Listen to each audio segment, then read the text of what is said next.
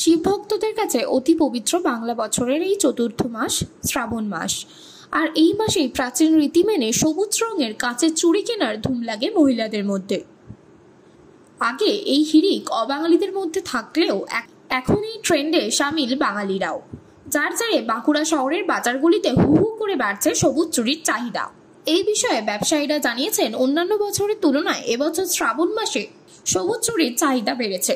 প্রায় প্রতিদিনই সবুজ চুড়ি আনতে হচ্ছে তাদের। শিবের আশীর্বাদে শুভ কিছুর আশায় মানুষ সবুজ চুড়ির দিকে ঝুঁকছেন বলে জানান তারা।